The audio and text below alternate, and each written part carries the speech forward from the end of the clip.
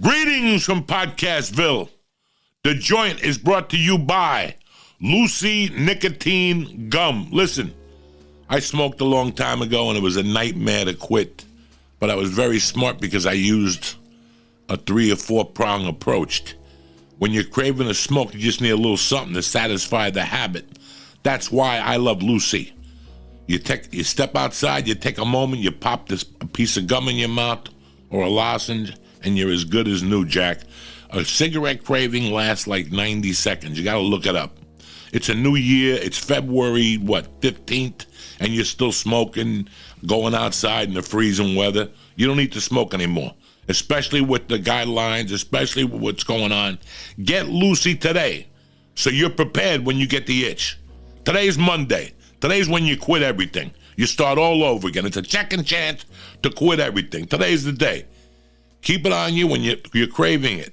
And subscribe so you have it when you need it. Lucy gum tastes fucking tremendous.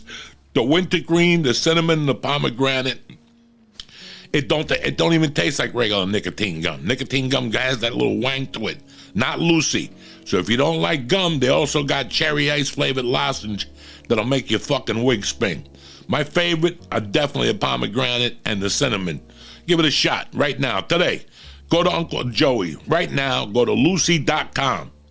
Lucy.co. That's what I want you to do. Go to lucy.co and use promo code Joey to get 20% off your products, including the gum or the lozenges.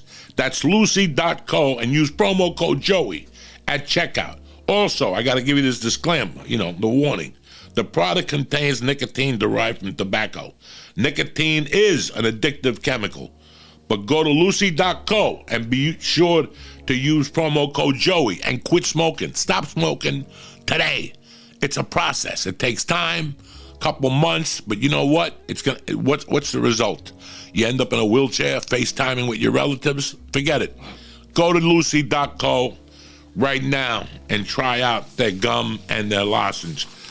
The joint is also brought to you by, I love these guys. Surgery has been easier because of CBD Lion. People, it's 2021 and people are still walking around going, what CBD? What CBD? Well, go to cbdlion.com and read the webpage. They'll tell you what types of CBD you got.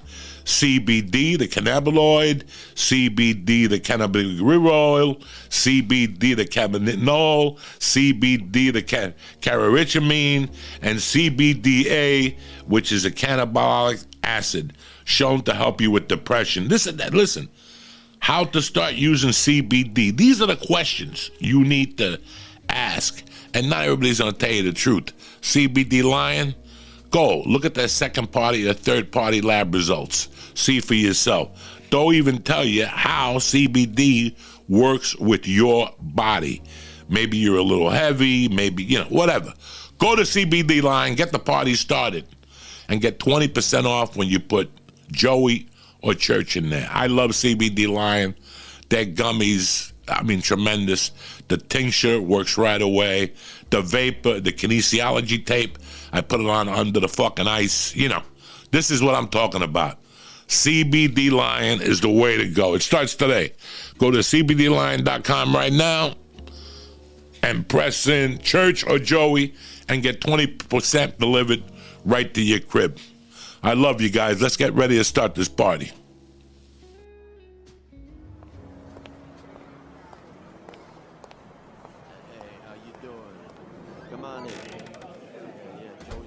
Hey, look who it is. What's happening?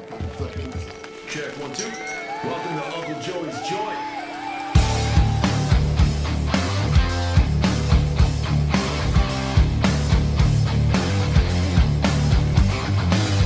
What's happening, you bad motherfuckers? It's Monday, the 15th of February. Happy belated Valentine's Day to all you lovers. I hope you got out and got your balls licked and your dick sucked. Hopefully you need some CBD Lion today for your neck. You're eating ass, you got that weird position in your neck. No light blue today. Today I decided to go with my man Felipe and Rodrigo, the fucking What's Up Fool podcast. just I love him, and I miss Felipe, and I figured I'd put it on. I hope your weekend was great. Fucking Dick went on. Friday night, my wife went out. I stayed at home with the baby and watched the whatever from Sulphur Springs. Ooh. And then last night, Saturday night, I didn't do it. Well, last night was Valentine's Day, and we just got some food from a restaurant because we weren't going to get reservations. And we just got it brought into the house, and we watched 60 Minutes. Nothing changes. I'm a boring fuck. Saturday night, I was watching fucking the prelims, and I was ready to watch the fucking fight. I wanted to bet one fight on the card, okay? I really liked the deal that DraftKings gave with the one punch. I was definitely going to get it on that. But I liked the Bobby Green fight. But the Bobby Green fight had gotten canceled. I don't know, somebody got COVID, something happened, and then I started watching the prelims. I watched the Diego Lima one, and a buddy of mine called from Colorado. In fact, he sent me a picture of my own phone number and my own pager from Colorado, and I'm going to put like a little vlog up on Patreon this week. But the week was very quiet. My knee's getting better. The pain is high, but they don't want to give you. How can you have an opioid crisis when you can't have none? You can't get none. They give you 9 pills for 8 days and tell you to take 3 pills a day. The math don't fucking add up. But between the Aleve and the fucking CBD and the fucking lotions, I'm making it through. I think I got a couple more weeks of physical therapy. I'm happy I did it.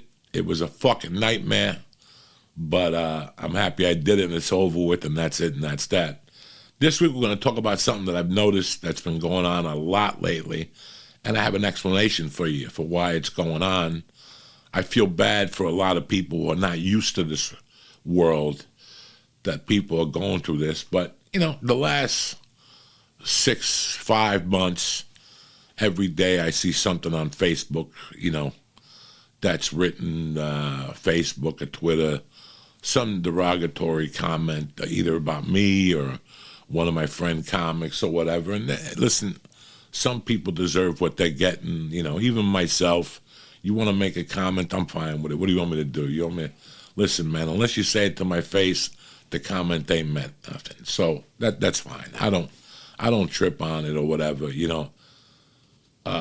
until I talked to Lee, and I talked about it on the Patreon, Joey Diaz project on the Patreon, that, Lee was just getting so much hate on his Instagram that he turned off his comments. He's just a sweet fucking kid, Lee Sayat. He's not cut out for this. Let me tell you what happens. When you get into comedy, you get the first 4 or 5 or 6 years, you get so much rejection that either you quit or you get used to it. And it just doesn't bother you. That's what a lot of people don't understand, that we get nothing but rejection for 5 to 6 to 7 to 8 years. Even now, you get rejection. It becomes very easy. But when a podcaster goes into podcasting without having that window of time, those 6 years of people telling you they hate you, they're only going to pay you $50, they told you they were going to pay you $100.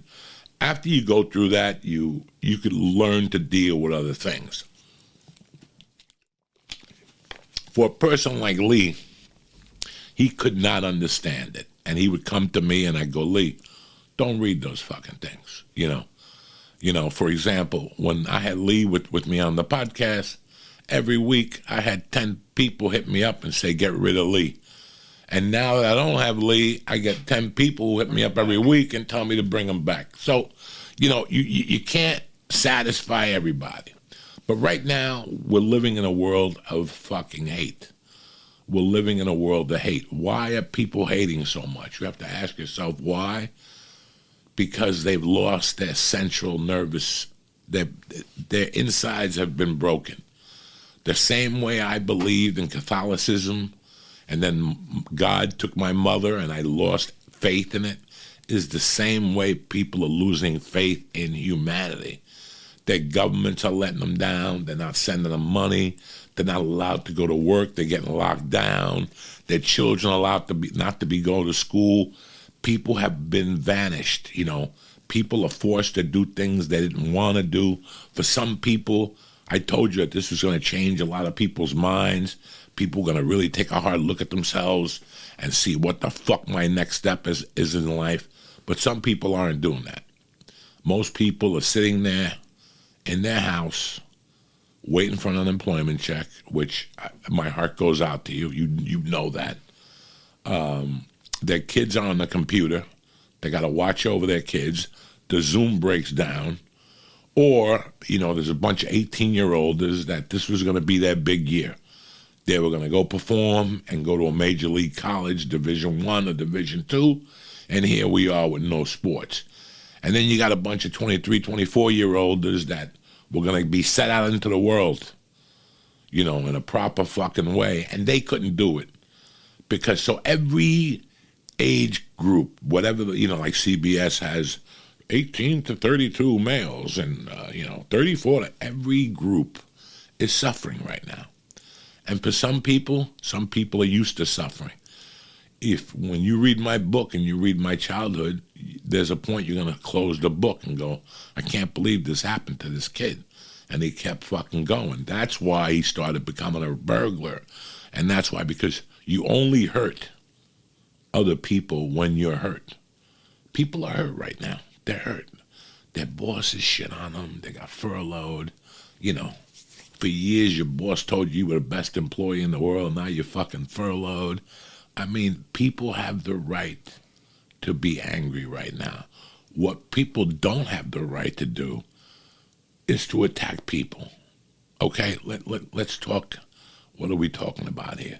In my world, there's 3 situations right now that have fucking bothered me in the last 2 weeks, 4 of them. Number 1, I've known Andrew Schultz for years. Sweetheart of a guy. The guy's been going after it for fucking years with 3 hands. There's just some comics right now, Tim Dillon, Andrew Schultz. I could name 5 or 6 of them, Jesus Trail, that they don't give a fuck if it's a pandemic. They've strived even harder. They've strived harder than old-timers. They've done better than me. They've done better than a lot of guys. Am I jealous? Fuck no. My dick gets hard when I see people fucking still striving. Fucking poor Matt Schultz was supposed to shoot a special, and the pandemic fucking killed it. Did that stop him? No. He came out with a Netflix show. Fucking great show, funny, all about Andrew Schultz.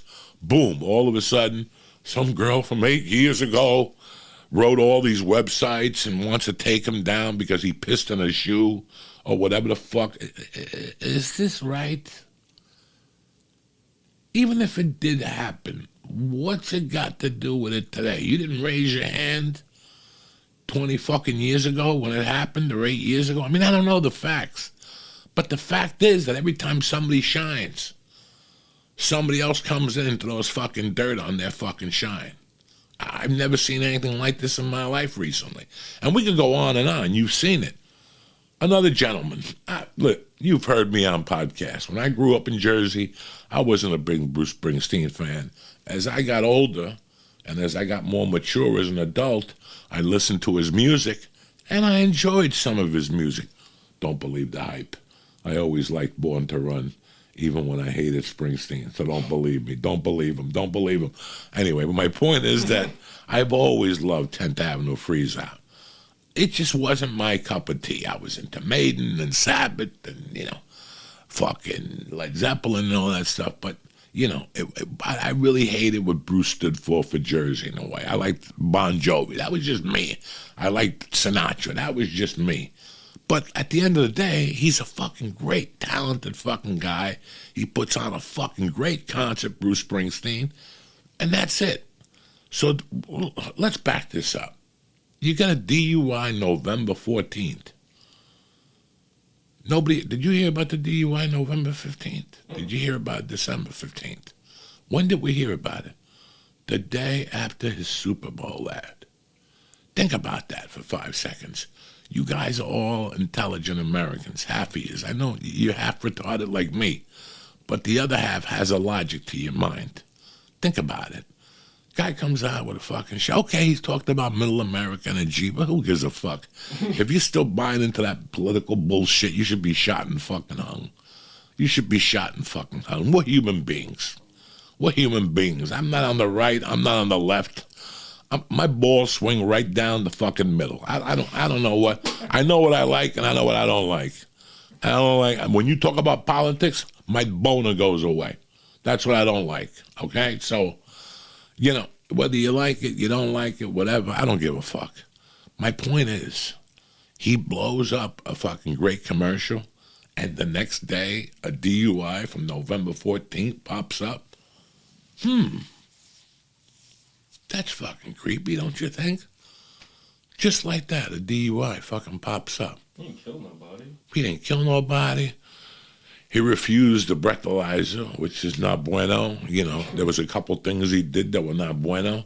Does that mean I'm not a Bruce Springsteen fan? I mean, he talked a lot of shit before the election that he was going to leave. Maybe people are mad at him about that. Listen, we're all entitled to our opinions. I'm not talking about all that political shit. What I'm talking about, are you seeing this right now? Are you seeing this? Another thing that destroyed me last week was a girl. I never met her. I think she's beautiful. She's still on TV. She worked on Buffy the Vampire Slayer. What was Buffy, 22 years ago? 20 years ago. And this week, she decides to come out against Josh Weldon. Now, from what I've heard about Josh Weldon, he's a piece of shit.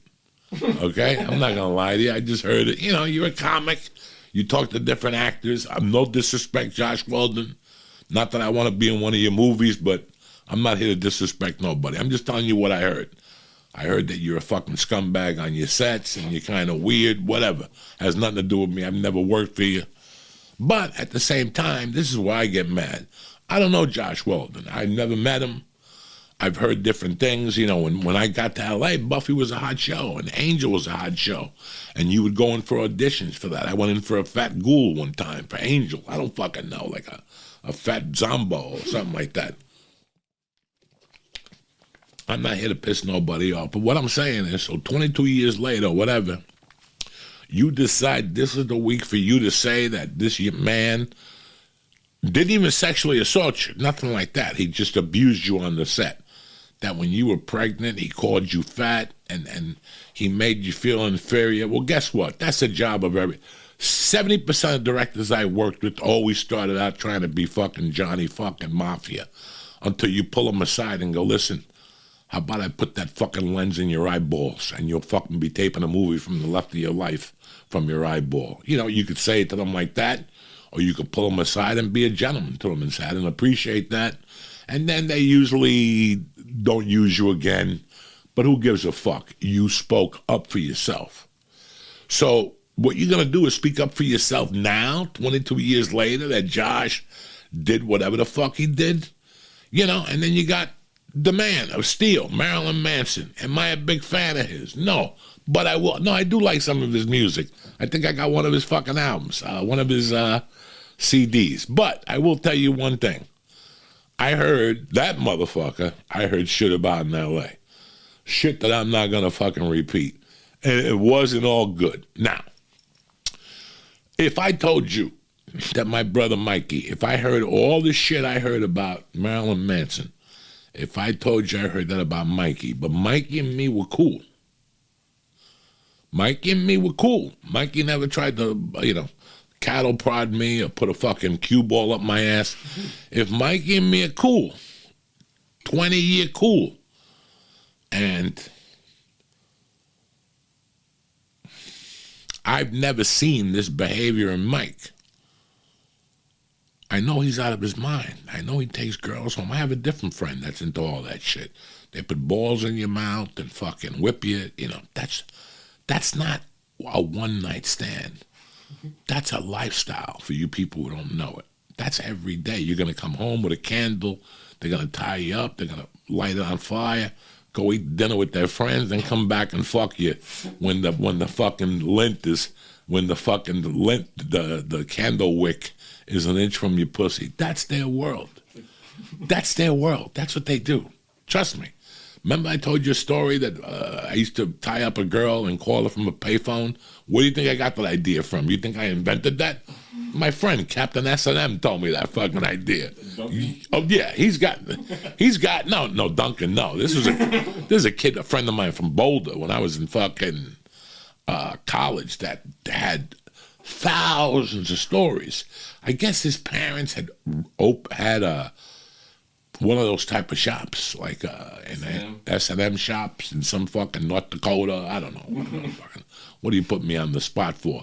So he would tell me about these stories, and I couldn't fucking believe. There was 2 times in my life I went off about sex. 95 when I started dating a stripper, and she was telling me the things that she would do, threesomes and fucking guys paying her rent, and you know, all she has to do is fucking once a month. I never heard of shit like that. And the fucking other stuff from my buddy who was totally crazy, I never heard the shit like that either. You know, smacking feet and fucking it's just a crazy fucking world. I would see his girlfriend from time to time, black eyes, a cast. You know, you need this. Why would? Yeah, I seen him one time with a cast. Like he lit her on fire. I don't know, and I don't ask. But it's a fucking lifestyle. So now this girl wants to turn around and say Marilyn Manson. So what happened? This fucking agent dumped him. The fucking record label dumped him. He just recently married. You know, whatever. Maybe he was turning his life around. I don't fucking know. But this type of shit has to just stop. You are ruining fucking lives. You are ruining fucking careers. You know, last week, I don't know what happened. Again, I don't know history. Remember I was telling you guys I was trying to get a history fucking course so I could learn about history that I have between the reefer, the drugs, the fear, the fucking my mind. I have forgotten all about history. I don't know nothing. I never met her. I've never said 2 words to her. I think she's pretty, and I think she's got the cutest little toes I've ever seen in my life. If I was still on the market, I would suck her toes and bite on that little one. And that's Gina Carano. She's got those fat little Italian toes, cutest fucking feet you ever seen in your life. I would bite one of her toes, like one of those Spanish chicharrones. You ever see those Spanish fucking... That's what her toes look like. Anyway, I got nothing against Gina Carano. She said something about Jews getting chased down the street. I don't fucking know. They pulled the UTA fired her. Her agents fired her, the movie fired her. But I see people coming to her defense. I see a lot more people coming to her defense because this has to stop. This has to stop. This anger that we have every time somebody excels and we get mad at them. We're not all perfect. When you see Johnny Depp up in on the theater wall, as much as I like Johnny Depp, he's not fucking perfect. You know, I watched the movie Saturday night. I was starting to tell you guys that I watched the movie Saturday night. Fucking, if you get a chance, watch it. I was going to go to sleep. When I saw this movie was coming on, I stayed on. A movie called Midnight Express about a guy that goes to Turkey and tries to smuggle hash into the United States and gets caught in Turkey. I call Lee immediately, and I go, Lee, I don't mean to bother you. It must have been about midnight. I go, I am watching my biggest fucking horror show right now. If I tell you how scared I am of this, you would laugh. He goes, what are you watching? I go, I'm watching Midnight Express about a white dude that has to do time in a Turkish prison. Can you imagine the first time my breakfast gets served and I got to see that hummus with those fucking cannoli pads and whatever else they eat over there? I would fucking be skinny. I'd be down to, I look like a fucking skeleton. I wouldn't eat that shit. Just the stink in that Turkish jail between no deodorant and the old hummus, it would kill me. I would just hang myself in a cell. I wouldn't fucking, I'd be like Ronnie Jefftreen, whatever his name is. Jeffrey Epstein. I don't fucking, I wouldn't tolerate that shit. I don't even know how I got on that. But anyway, what I'm trying to say is that, you know, even with the Andrew Schultz thing, I've known Andrew for a long time. I don't believe it. And from what I'm seeing, the reaction is a lot of people ain't buying it. And I'm telling you why. Because this accusation thing now is starting to get old. It's really starting to get old. People are double taking you and going, what are you talking about? So 22 years ago, you were on a set with Josh Weldon jumping up and down. Buffy's the #1 show on the WB. We're going to parties every night, and you were cashing a big check. And all of a sudden, the show ends, you move on with your career, and now, 22 years later, you want to raise your hand and say that you worked in a toxic environment? Let me talk to you people about something. Go to my IMDb right now, Joey Diaz, IMDb. I worked. I'm not somebody who's telling you this out of place. I'm not that guy that holds on to one movie, you know. I worked. And I was on a lot of sets. And I got to tell you something. 60% of them were shit sets. Shit sets. And you know what makes them shitty sets? Ego. That starts from the top, from the producers and the directors, to actors. You have too many clashes on a set. You have too many chiefs, but not enough fucking Indians. So it makes every set toxic. I'm going to tell you a set I worked at that had zero toxicity in it. The Many Saints in Newark. Do you know why? Come here, I'll tell you a secret. They shot it in New York. Nobody gives a fuck. They shot it in New York. And David Chase made it a closed set. Which means, you know, that little faggy agent with the white shoes that shows up to all your events and, hi, oh my God, this is great. Now we can mingle with other motherfuckers that don't know nothing about nothing. That wasn't allowed. I remember my first 2 days on the Many Saints in Newark. I'm like, this is great. And I asked somebody from L.A., why is shooting in fucking L.A. different from shooting in New York? And they said, no industry. And I looked around, I was like, oh my God, what a fucking difference. I remember shooting an episode of Marin with Sally Struthers. I loved Mark. I loved Mark for giving me the second episode. Mark was great. If you guys have seen any of my episodes of Mark Maron, that motherfucker put a firecracker under my ass and let me do whatever I do. That's why no matter whatever happens in this lifestyle, in this life, I'll have Mark Maron down. I got his back because when it came down to acting, he didn't pull rank on me. He let Joey Diaz be fucking Joey Diaz. And when you watch that fucking episode, I went off. Those are the first 2 TV episodes I've ever gone fucking off on. I forgot where I was going to go with this tangent, but you see what happens when you smoke dope early in the morning? But what was I talking about? Nothing. There was no on set. It was you know, when I got to Marin, all those fucking Marin was great. His set was great. The was people. It open set there? It was open set. You know, the executive producers were great. The fucking writers were great. The writers were superb. The problem with that set was there was, you know, the episode I did, the first episode I did was me, Burr, and Marin, and you got 30 agents there at night, and these are the same people that wouldn't talk to me 10 years ago. And here I am slinging dick in front of them. Like, you didn't like me before. Now they're smiling at me like, hi, that was great. Go fuck your mother. You're going to tell me 20 years ago you told me I had nothing to say on stage. Now you're telling me I'm killing it on here. Get the fuck out of here. You know, most comics will take those compliments and take them to the end of the fucking, you're not going to believe what he said to me. That guy says that to everybody. Who gives a Frenchman's fuck? Who cares what he had to say to you? That set was not toxic. And if it was, if you watch my performance, I made it very untoxic because I said some wild fucking shit in there. So this is what I'm saying to you. But there were sets that were, and guess what? I would crack them every fucking time. I would crack them every fucking time. There was a set I worked on one night. I've told this story on the church, but I'm willing to tell you again. That is one of the highlights of my life. When I have to write down the things I'm most proud of, it was this. Because there's a video online right now of me when I was still doing coke. I'm smoking a cigarette. Did you see it? It's fucking Talking about something. Yeah. It's like called a coke interview. Yeah, my roommate, the girl that was a sloppy fucking drunk. And if you look at that person, that's not who I am anymore. That's how you know you changed. I've changed 8 times since that fucking video. You know, the longest yard between you and I had a little toxicity on it, not sexual. I mean, you think about it. You got wrestlers, you got pro football players, you got rappers, you got a lot of testosterone on the set.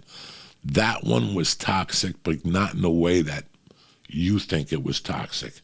It was toxic in the way as there were too many guys and there was a couple confrontations, a couple days. Thank God no punches were thrown. That was a different form of toxicity. The toxic that I didn't like was when I got on a set and a director or a producer spoke down to you. And it was really fucking crazy that I tolerated it unknowingly until I did cocaine. Once I stopped doing cocaine and that fog was released from my eyeballs, it became a different story for me. Example. There was 2 fucking examples that happened with me. The first one was a film that was so fucking bad. It was so fucking bad. I did it because there was 3 examples, to be honest with you, when I stopped doing blow and I fucking just couldn't take the bullshit no more. I didn't like it. I when I was green and I was learning how to act, and the addiction made me take it like a coke whore. You know, let's be honest, I was acting like a coke whore. I would let a producer say whatever the fuck he wanted to me because I needed that $600 paycheck to continue my addiction. But after the addiction was gone and that lens, that coke film went away from my eyes, it really bothered me when I would go on a set. And the first set was the set I told you. The movie that made me quit cocaine was a movie called Boilermaker. They told me when I went to the interview that they knew I had a coke problem and how was it going to affect the movie. And they said not to give them an answer until tomorrow because they want me to think about the answer. And I went home. I did what I always did. I cried like a pussy that I am. And I said, I'm not going to be able to know this. I'm not going to be able to do this movie because these people know my secrets.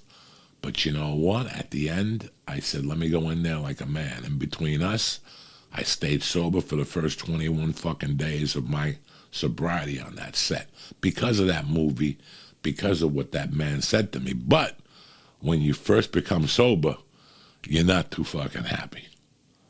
You're not too fucking happy. I'm a man, and there's different types of movies that you guys don't understand. I want you to understand this so you don't think that Joey's being greedy. There is your typical film where you get scale, which is, I think, $685. Don't quote me, $695. If anybody knows, tweet it to me, $645, plus 10% that goes to your agent. They'll pay for your agent's fee. But after you get taxed and shit, you don't see that. So don't worry about it. Then you have your regular scale, and then you have modified scale, which is probably $456 a day. And then you have another scale that's $250 a day. You have another movie that's $100 a day. Low budget is $100 a day. No wardrobe. You got to bring your own wardrobe. And then there's ultra low budget, which is $50 a day. For you people who are thinking into going into acting, know that when you start now, for sure, especially with COVID, you will be doing movies for $50 days. Fuck you, Joey. You don't know what you're talking about. You're a loser. Okay, don't listen to me.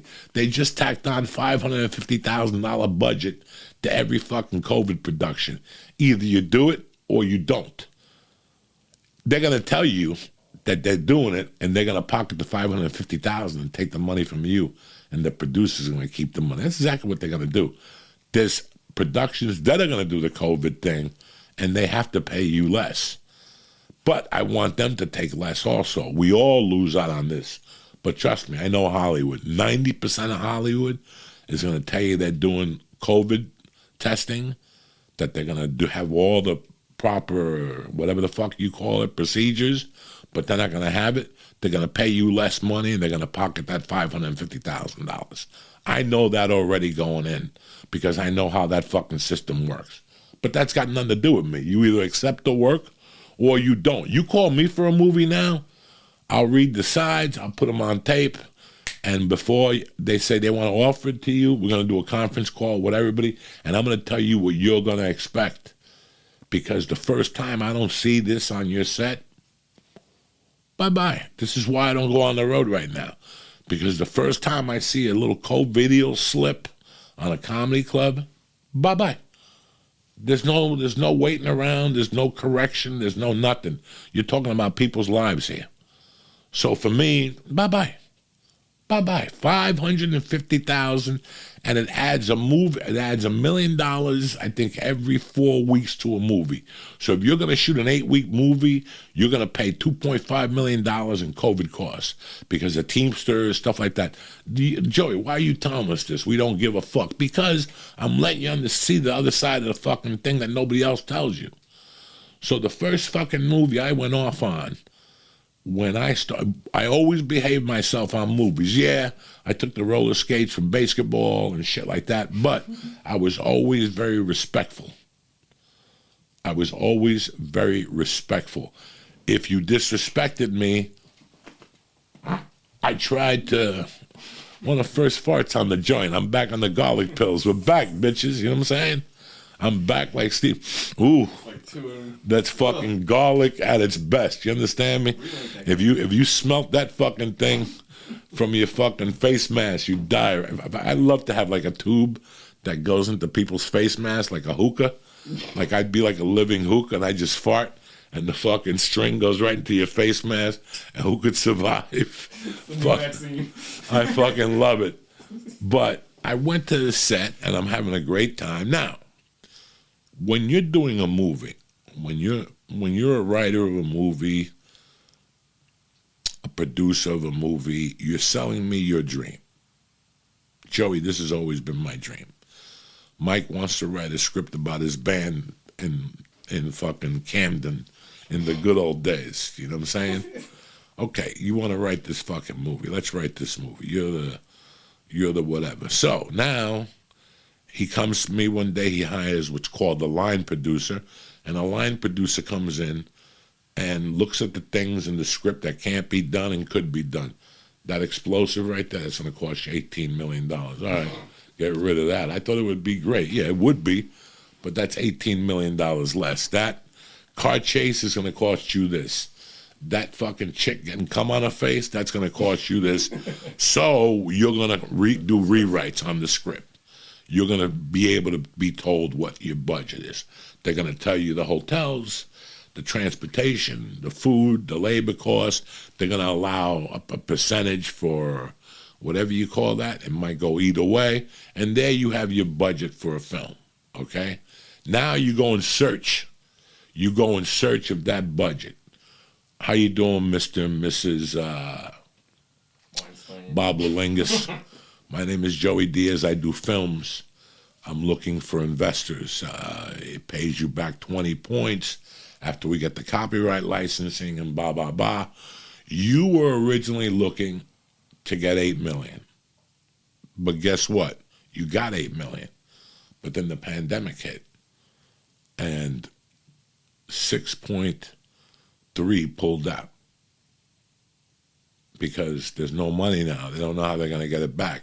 So now you're stuck with the same movie, but you have to shoot it for 1 point, whatever the difference is, $7 million, right? If you have $8 million more. So now you got to shoot it for $1.7 million.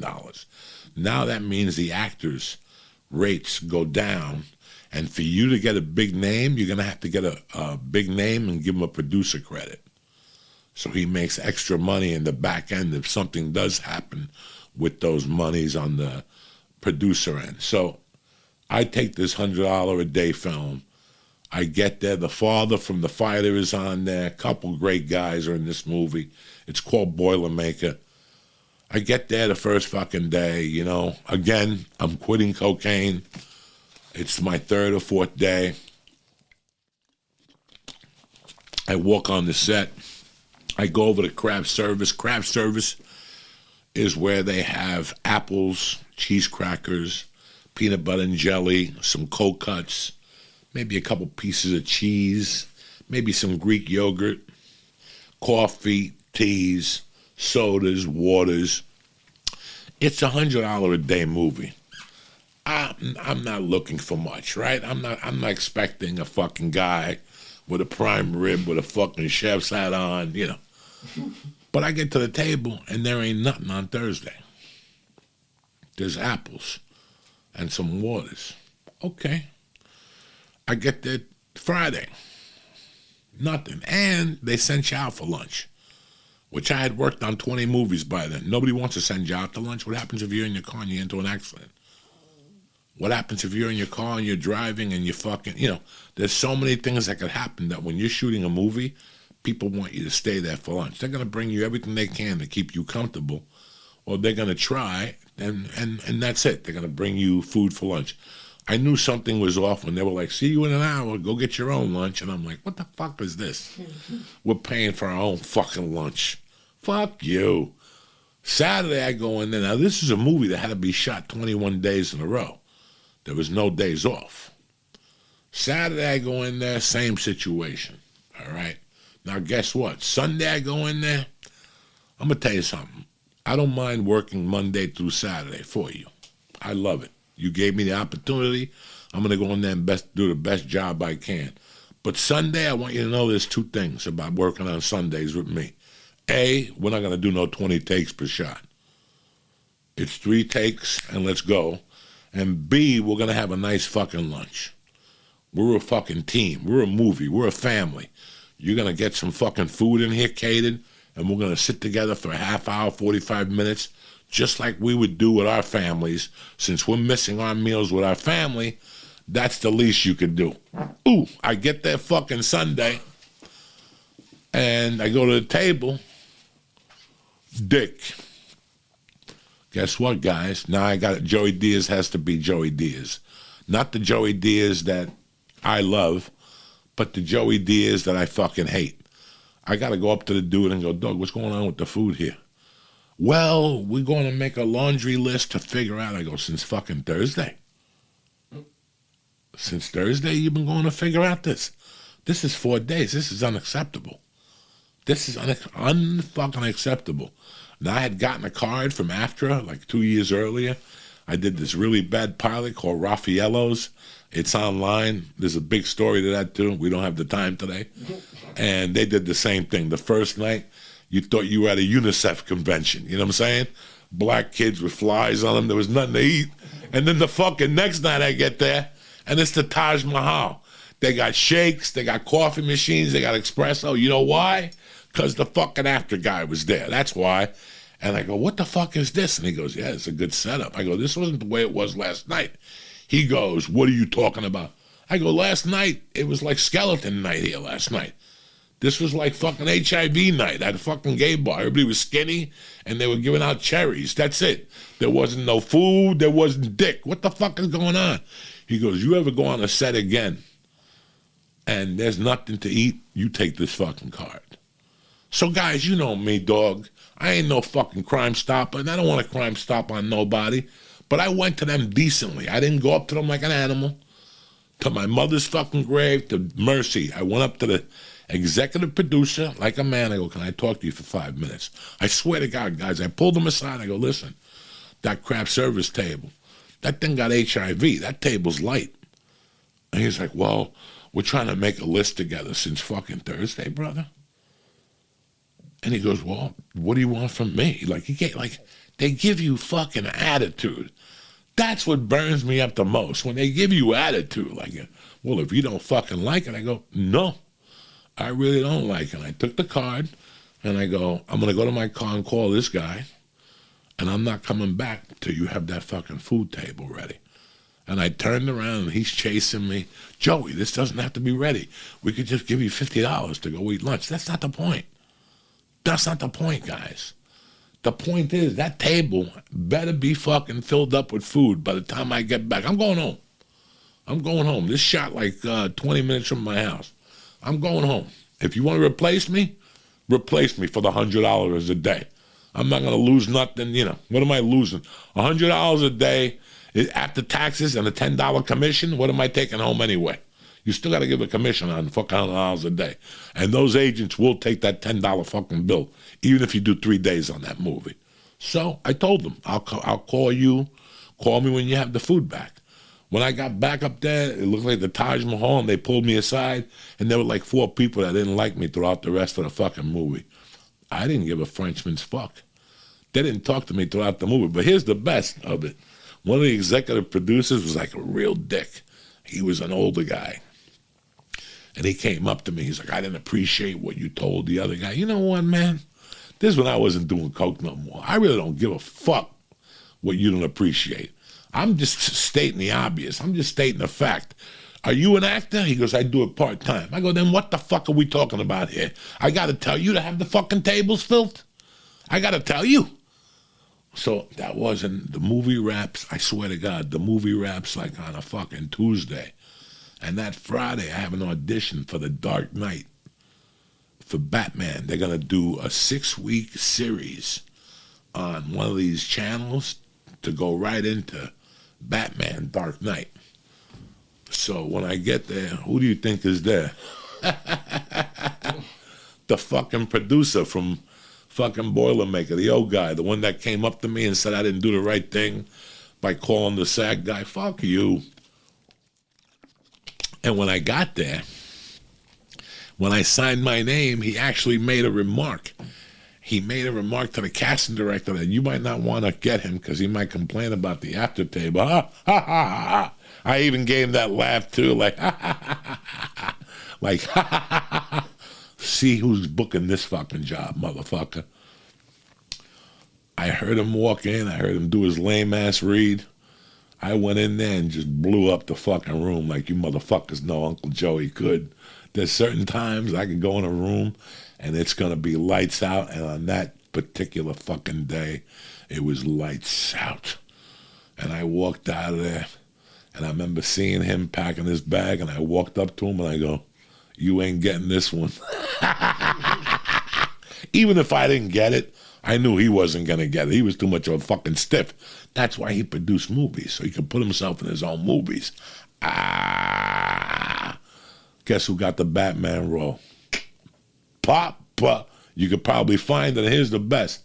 Since I was a fat fuck, remember after the fucking, this was 2007, I still had to be, I was probably about 380 at the time. They had to take me to Rochester, Big and Fat, the Fat Man store, and they had to buy me my own little fucking Calvin Klein suit, like a $1,500 suit, like a $300 shirt, the whole fucking thing. And we shot whatever we had to shot. It was like a 2-hour shot. It was like stealing. And as I'm walking out, the lady goes, hey, do you want to buy this suit from us? We'll sell it to you for $1,200. We could take it right out of your check if you'd like. I looked at the suit and the shoes and the thing, and I could really use them. I go, nah, I don't want them. I can't afford it. And as I came into the car, the casting director came out with a bag with the suit, the shoes, the shirt, the cuffling, and she goes, hey, you did a great job. Merry Christmas. And she gave me the fucking clothing. I think I still got the suit upstairs. I wear it to funerals and shit. It's a black fucking suit. So do you understand me? You have to. If you ever are going in any fucking position, I don't care if you're a fucking plumber, a doctor, a lawyer, you got to speak up. The conditions ain't right. My favorite fucking story about directing is the one I went on when I got the Mafia commercial. Look up Hardee's. What's Hardee's, his other company? It's Hardee's. Jr.? No, Carl's Jr. So Carl's Jr. and Hardee's are the same company. So when you do a commercial for Hardee's, they pay you for 2 payments, Hardee's, and I had to do a fucking commercial for fucking this guy, this director, that had like a fucking pigeon on his arm, like a thing. Did I just talk about this a couple weeks ago? Yeah. He had like a tattoo, and he rolled up his sleeve, and he wore like a hat, and he had a Chinese assistant, which is the most racist thing I ever saw in my life. And he would say little racist things to her. Like, from the time I got there, he was being a dick. And I could tell that, like, the people that were working for him were kind of weird. And it was me and this guy named Masi. We were the fucking actors. He was an Italian guy. And I'll never forget that the car wouldn't stop. For some reason, it was an Escalade, and it wouldn't stop. And he had been ragging people all fucking night. He had been ragging people. And finally, he kept calling me stupid. How can you be so fucking stupid? You fucking, the brakes. And I wasn't on coke and shit. It was like 3:30 in the morning. We were at the Long Beach dock. Yeah. And I called the timeout, and I walked up to him, and I go, I dare you to fucking call me stupid one more time. What the fuck is the matter with you? And he's like, you are fucking stupid. You cannot stop the fucking car. Sorry about this. I got to check something out here. So you can't fucking stop the car, whatever the fuck it was. You're a fucking dumb fuck. He just kept saying it over to everybody. And I just called the timeout, and I went up to him, and I go, you know what? Fuck you, man. You can't talk to us like this. And he goes, you're fucking fired. And he ran into his little faggy fucking trailer. The little Chinese guy ran behind him. It was hilarious. Only in L.A. could you see this type of shit. Only in L.A. And fucking, people were like, you're fired. I'm like, what's he going to do at 4 in the morning? What are you going to call the second choice? Could you imagine being the second choice for a commercial and them calling you at 4 in the morning? Hi, how are you? Our first choice quit. Do you still want the job? Go fuck yourself. So I fucking knocked on his trailer. What a man does. And I go, maybe I said some things I shouldn't have said, but you said a ton of things that you shouldn't have fucking said. Listen, you could fire me, and you could go to Carl Jr. tomorrow and complain. What's that gonna get us? We're all here. The commercial's almost done. Let's shoot the fucking commercial. And sure enough, he fucking came out. I don't want to talk to you. You sure you don't? Because you got embarrassed. Because I told you the truth, how to act like a fucking man. Sure you don't want to fucking come out here. So he fucking came out. We shot. I went home. Never heard nothing about it again. This is the fucking problem. That people don't want to say shit in Hollywood. And then 20 years later, you want to be that girl and say Josh Weldon had a toxic fucking whatever. Like I said before, half of those fucking things are fucking toxic. I don't give a fuck what anybody tells you. In one way or another, even in the simplest way, because there's always ego. That's it. When there's always an ego, I was watching Miami Vice, whatever the fuck, the other night, and I was thinking about a story I heard. The staff on Miami Vice would work all day, would wait all day. It would take them 5 or 6 hours just to get the show started, because who would come out of that trailer first? Is it going to be Don Johnson or the black guy? So Don wanted the black guy to come out so he could make a bigger appearance. That's how minute of the bullshit on the set happens, that people like us really don't fucking have a clue while we're watching the fucking show. My point of this whole fucking podcast today is that, listen, man, I know you're angry. I'm angry. I lost 70% of my friends. I lost 70% of my income. I lost 50% of my friends, 60% of my friends. I don't know when my business is going to come back, my main business, the thing I lived for all my life. Last week I was talking about fucking retiring and not doing it. I couldn't imagine not doing comedy in my life. But what's going on now, if another strain is coming, I don't know what's coming. You think I'm going to be able to fucking not do comedy for a year and then get back on a fucking horse and be the Joey Diaz I was? I don't want to give you the Joey Diaz I want to give you the Joey Diaz treatment. I want to go out there and make you fucking puke or say this is disgusting, I got to go home. I want 2 reactions from you. I either want you fucking laughing your ass off, banging on tables, or I want you to say this is the most disgusting stuff I've ever heard in my life. I got to go home and put some holy water in my fucking ears. That's the only thing I want to hear from you. That's it. That's how much I love and respect you guys. I don't want to go up there and do a mediocre set. I got 2 shows Fridays and Saturdays at Uncle Vinny's for my birthday. You know, I don't know what's going to come out of my mouth. I have an idea. I've been doing a little bit of writing at night, but wait till I get there. Wait till I put it on stage. Wait till I explode. Wait till I put my energy into it. You know, I got 7 more shows to decide what I want to do. I think the best thing about me with comedy, the thing that I love the most, that I give Joe Rogan credit for, is writing and putting a bit together and putting it all together and how it all turns out at the end. I love that shit. I love the first 7 minutes. I'm just looking for the first 7 minutes. You know, I don't know what's going to happen with the traveling or whatever, but I don't want to quit stand-up as a whole. What I was saying is that I'd rather do it more as a hobby, fall in love with it, and then reattack it. But the other thing is, I don't want to go out on the road while this country is in the state of hate that we are right now. I love you guys. I love having a great time when I go on the road. I love going to your local restaurants. You know, the last 2 years I got into theaters. I would get to the theater, you know, I don't want to sell no merchandise. The theater wants, I don't know if you guys know that. When you sell merch at a theater, they want 30% of your fucking merch. So, you know, and then I got to put glasses on and look at the sizes. I just want to go out there and take a picture with you and hug you. The last fucking year, the theaters wouldn't let me do that. They're like, no, because we got a second fucking show. And you got to be out of here by a certain time. So if you go out there, you're going to disrupt everything. That kind of takes away from it. Even now, when I do the shows with Uncle Vinny, I can't have contact with any of you guys. I made a promise to like 3 or 4 people.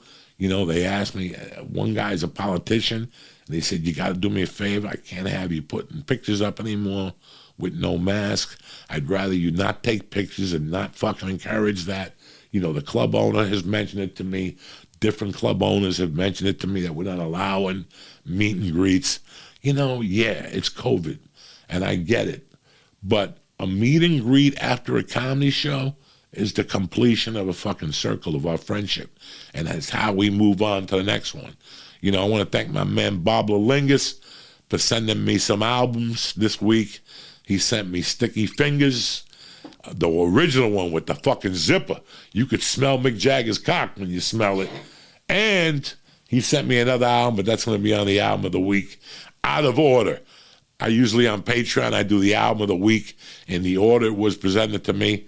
This album is so cool, I'm doing it out of order. Now, how did I become friends with Bob Lalingus and the people on the road? It all started with a tweet, a message, I'm coming to your show. We connect at the show. We take a picture and a headshot. He introduced me to his father, and the rest is history. And you guys know I got 1,000 of you guys all over the country. From Jay Bashero to my man in fucking Vegas, I got 1,000 of you guys like that all over the country. Now I wish I had 10,000 of you motherfuckers. I miss you more than ever now that we're not doing fucking comedy. So please bear with me. The other reason why I don't want to go on the road is that's not that much love.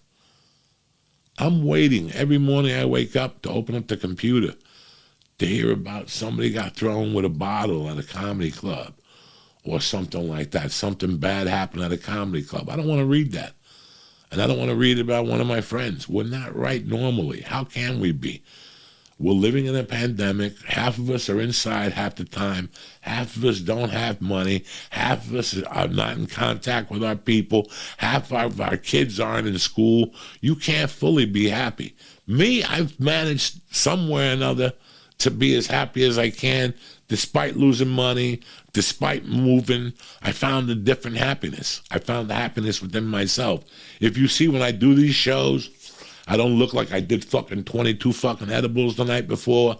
I don't look like I'm half fucking mummified. I got brought back to life by this fucking move, you know? And I hurt. I hurt just like you guys. But I'm not looking to hurt other people. I'm not looking to hurt other people right now. I'm looking to lift people up. I'm not looking to hurt other people. When I was a 16-year-old fucking loser asshole and I was hurt, yes, I was looking to hurt other people any way I could. If I could step on an ant, I would step on an ant just to make my day. And that's what's going on in today's world. And you have to lose that. There's no reason why you should be mad. Anything that is not within your circle of life, you got to let it go. Because it's affecting your life, it's affecting your relationship, it's affecting what you're doing at home with your wife. You know, let me tell you something. Every day I pray that we have not gone into it over this pandemic, me and my wife. Not at all. There have been a couple disagreements, but we've kept this house in a really loving fucking way. I've had to work really hard on it. We've had our moments. Before we left California, my little daughter was starting to break. I was starting to break. I can't lie to you. My wife was starting to break. And what we would do every day is give ourselves a group hug. And that would solve it. You know, we're a family. We're going to go through this together the same way we're going to go through this together through this podcast. When I do this podcast, I stopped smoking dope on this podcast. I stopped doing a lot of things because I want you to feel where I'm coming from. The old church was the church. This is the joint. This has something different. I want you to learn from a different perspective. And right now, I want you to get over whatever hurt you have. There's people that have lost 10 times more than what you've lost. They've lost lifelong businesses. They've lost mothers. They've lost fathers. They had to say goodbye to their family on fucking FaceTime. So much has happened since March. You know, unless they fucking strike you or attack you. You know how many fucking ear beatings since I moved back to North Bergen, I've lost 3 friends. Like here or LA friends? Here? North Bergen friends. I've lost 3 North Bergen friends just because that's just the way life is. Am I angry about it? Am I upset? No. God knows what's going on in their head. When this all ends, I'll make a circle back, but right now, it's not good. Do I hate them? Not at all. Not at all. Not at all. We go back too fucking far. We go back to when there was nothing. How can I fucking hate them? I love them even more. I think about them. I call their friends that are mutual friends of mine. I check up on them on the side. They just went off the reservation. And that's accepted right now. Just listen, if you feel that, I'm not here pushing suicide hotline, you know me. I'm not here pushing a therapist to you. I'm just here pushing friendship to you. I'm on a fucking computer. I can help you so much. If you send me an email, you're feeling bad, I could help you so much. You need human contact. I don't care if you got to join a gym for $10. You know, Planet Fitness has a special for $10. If it costs you $10 to go down there and talk to 2 fucking little chubby chicks and a fucking Indian guy behind the counter that gives you towels, so be it. But nothing beats this loneliness. Nothing. This is horrible. So I know exactly where you're coming from. When you throw hate at me now, you don't see me fucking lashing back at you because I could tell you about things that happened a few weeks ago that would make you die, that the cops had to be called, the FBI got involved in it, they know who did it, now we're deciding what we're going to do with them. And I'm saying, no, don't arrest them. Let them think that they got away with it. We got your address, we know where you live, it's just a matter of time. You people forget that we have church people all over the fucking country. And they're all people that made mistakes and they feel validated because I do what I do, because I tell you the truth that just because you made a mistake, your life isn't over. And it's still not over. Right now, people are fucking walking around thinking, Jesus Christ, look what happened to Bruce Springsteen. Jesus Christ, look what happened to Gina Carano. Jesus Christ, look what happened to this guy for saying something, for expressing their fucking views. But Gina Carano's fighting for herself. She don't give a fuck, and people are fighting for her. If you believe in something and you said something that you fully have your heart behind it, go for it. But you know what, man? Twitter, Facebook, all that stuff right now, they're looking to throw you off. They're looking to throw. I'm not mad at them. I'm not mad at them. There's got to be tons of hate that goes through there every fucking day. If it makes your life happier, I have a dear friend that got off Facebook. Couldn't take it anymore. Couldn't take the hate on Facebook. It was affecting him personally. I know this guy 40 fucking years. Get off. But if you're in a state of hate right now, the only advice I have for you is two things. Think about what you have. Think about what you have accomplished. And think about what things you're going to accomplish once this pandemic is over. That's it. Don't focus on anything else. Don't focus on the boss firing you. He gave my friend $2 more because of me. They have this and I don't have that. You know, we're getting mad at people who got unemployment and then get mad at people. It's just too much anger and hate going around. Do not let it consume you. Find the beauty in this pandemic. There's beauty. I found it, and I'm the guy that looks for something bad every fucking day. And I found the beauty in this fucking pandemic. I don't give a fuck what you need to do to find the beauty, whether it's get high, eat a fucking tranny's asshole. I don't give a fuck what you need to do. So that's it and that's that. If you're angry or you feel like you're being cheated, it's not just you, man. The world is doing this to everybody. The world isn't fucking picking on you. Life has peaks and valleys, brother. And when I say peaks and valleys, this is when you're making money, blah, blah, blah, blah. When I say valley, it doesn't mean that you're going through a Gina Carano time. I'm saying that we emotionally, when I moved to Jersey, August 19th, emotionally, I was deep in that fucking valley of death. I could feel it. It doesn't mean that everything's going against you. The world has nothing to do with it, man. Ourselves, we go up and down. When you look at baseball players, they go up and down. Brady went to 10 Super Bowls, did he not? But he won 7. We go up and down. There's peaks and valleys. The world doesn't have any hate for you. God doesn't hate you. It's just the state of the world right now. That's it. That's it and that's that. So it was Valentine's Day last night. If she didn't lick your balls with the chocolate syrup, today's your second chance, cocksuckers. Thank you very much for watching Uncle Joey's Joint. Thank you for enjoying it. Thank you for always sending me love. Thank you for the Patreon. I'll see you guys Wednesday, the 17th of February. It's not going to be a good day for me, but I'm going to make it a good day for you. I love you, motherfuckers. And now for a word from our sponsors. All right. It's Monday. It was a great little time today on the joint. But before we leave, I got to talk to you about something. CBD Lion. Listen, CBD is everywhere. Everybody's talking about different CBDs. I've been with these guys for 2 years. They sent me their products. I tried them, and they were better than anything else I had put on. The reason I like CBD Lion the most is you go to their website, and they break it down for you. That is the most informative website on CBD online. It tells you about the endocannabinoid system, how the CBD works with your body, the types of cannabinoids, what are terpenes, ways to consume CBD, how to start using CBD. That's what you need to know. Go to CBD Lion right now today. Pain, neck pain, anxiety, whatever you have, they can help you with the roll-on, the tincture, the kinesiology tape, the gummy bears, the vapor pen, the kinesiology tape that's cut into strips. I mean, CBD Lion has it all. Dark chocolate, milk chocolate, however you want to consume it, however feels best for you, CBD Lion is there for you. So do me a favor. Go to CBDLionrightnow.com.